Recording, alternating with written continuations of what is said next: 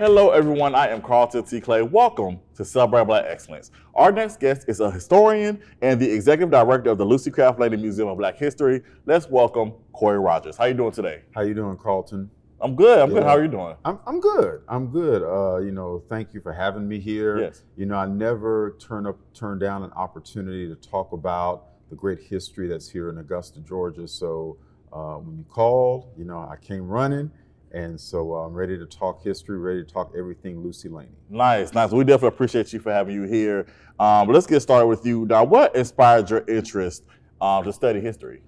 I think there were several opportunities or several things that kind of came into my sphere at a very early age. Number one, I had some of the most amazing social studies and history teachers in Richmond County. I think about Ms. Paulus, my fifth grade teacher over at Terrace Manor Elementary. I think about Reverend Betty Anderson, my 10th grade world history teacher at Davidson. I think about Ann Hanley, my 11th grade AP US and 12th grade AP European history teacher at Davidson. And these teachers sort of just put into my sphere this idea that, history is very important, history can be exciting, but also taking those lessons from my teachers and couple that with some of the family stories that I grew up with, listening to older members of my family. When you marry those two, I think my general interest in history has come from the fact that there are so many interesting stories to tell, Carlton. And at the Laney Museum, we like telling those stories. And so oftentimes when you look at history, we tell some of the same stories over and over again. What we try to do is be a little new and innovative and talk about people that maybe everyone else is not talking about. Absolutely. Now, your mother, well-known educator here in the Augusta area. She actually was one of my teachers at Davidson Fine Arts as well. Okay. So did your mother, being an educator, have an influence on you wanting to study history? Well, I think that she had an influence on me from the perspective of, doing research and, following through with a plan of action. Mom was always very, by the book, X, Y, and Z, and, kind of follow everything to the letter. And so I think I took a little bit of her sort of her training as an educator and took that into the realm of history. Also, once again, just her being from South Carolina, being from Charleston, often going home to visit my aunts and visit my cousins. From that perspective, I loved hearing the stories of the Low Country. And so Mom was sort of the conduit by which I was able to tap into these fascinating stories of South Carolina. Actually prompted me in one manner to go to school at South Carolina State University, but just love talking the stories of the Rivers clan. Nice. Absolutely. Now, you returned to Augusta after earning your graduate degree. Yeah. Now, for some people, when they leave, they decide to just, kind of stay gone. But you decided to come back home. Yeah. What was your decision in wanting to come back home? Well, I was offered a position. So I was offered a teaching position at Meadowbrook Elementary with Ronnie Beard, teaching 5th grade. And then later on, subsequently, teaching 8th grade Georgia history. And so there was an opportunity that presented itself. I was never averse to coming back home. As you mentioned, Carlton, a lot of folks, they graduate from high school, they go off to college, and then after college, it's to the big city. Most of my classmates from South Carolina State, most of them ended up either in Charlotte or in Atlanta. But when the opportunity presented itself, and after so many years, I got comfortable here, cost of living, transportation. It was kind of easy to maneuver. I knew the lay of the land, but then also I knew that teaching was just a stepping stone for me want to go into the field of research in the field of history. And so once that opportunity presented itself in the summer of 2004, and a lady by the name of Christine Miller-Betts asked me if I would like to come on board as their historian, I jumped at the opportunity. And so one thing led to another, and 20 plus years later, I'm still here. I'm still here and still looking to tell those stories that make this community so unique. Absolutely. Now, as we mentioned, you are the executive director of the Lucy Craft Laney Museum of Black History. Now, how did you get involved And what made you want to be a part of that particular organization? So I think I mentioned earlier, and actually, let me give you a little bit of pretext. So I was teaching in the Payne College Upward Bound program, and often I would take my students on various field trips. We go to Springfield Baptist, and we go to various cemeteries around the city. And then on occasion, I would take them to the Laney Museum. And I ended up bumping into Christine Miller-Betts, who was the executive director at the time. And we struck up a conversation, and she says, "I'm looking for a historian." I said, "I'm yours." It was like, it was very cut and dry. I was like, "Okay, yes, I'll take it." And so in the summer, August of 2004, I began working at the Laney Museum, and I've been there ever since in two different capacities, of course, for the past 3 years as its executive director. I think, Carlton, one of my major motivations for staying at the museum so long, and I've mentioned stories before, but I think that we undersell in Augusta just how important our history and culture is in the city. Going back to my mother and, her influence, when I would visit family in my dad's family in Columbia, South Carolina, my mom's family in Charleston, South Carolina, I was always amazed at how the history and culture of Charlestonians, for example, or even if you go to Savannah, for example, it's sort of in the bloodstream and everything. It's a source of pride. It's a source of dignity. If you're from Charleston and you talk about it like, it's just, it pumps you up, if you will. I feel the same way about Augusta's history. Now, there are others that sort of downplay what we have here. At the Laney Museum, we're here to promote it. We have some extraordinary historical figures connected to our city, from the Reverend C.T. Walker to Lucy Craft Laney, John M. Tutt, to his wife Rosa C. Tutt, and all of these individuals have a very unique story to tell.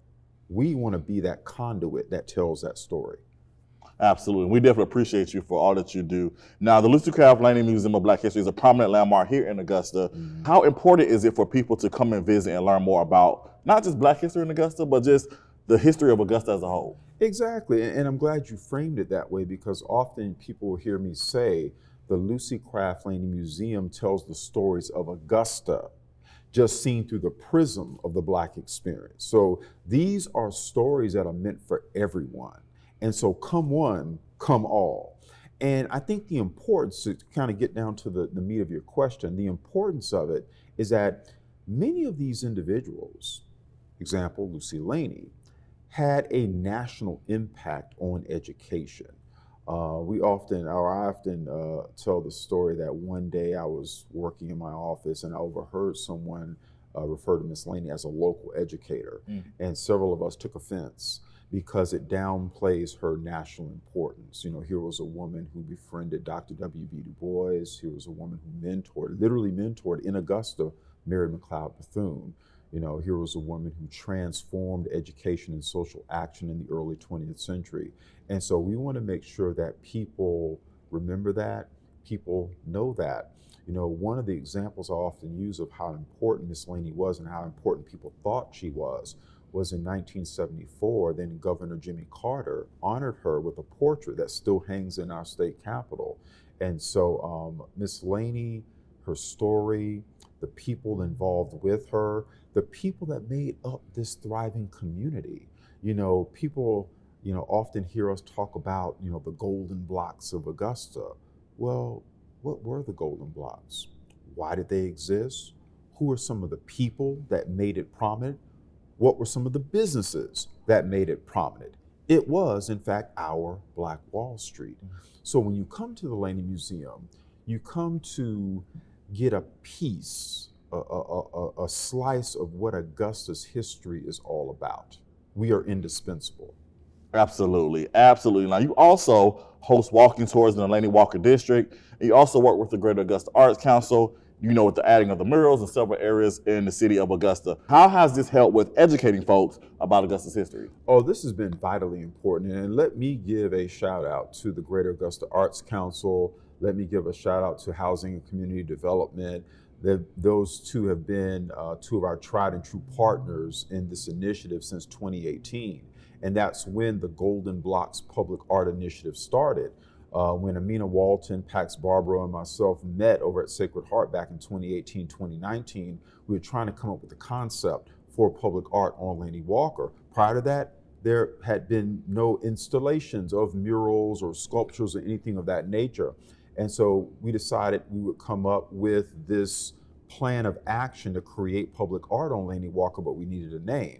And I said, well, we don't need to look further, because where Tulsa had its Black Wall Street, where Atlanta had its Sweet Auburn Avenue, Augusta had the Golden Blocks. And so we sort of co-opted that name to fit this mold, to create public art as a way of remembrance for what happened in that corridor.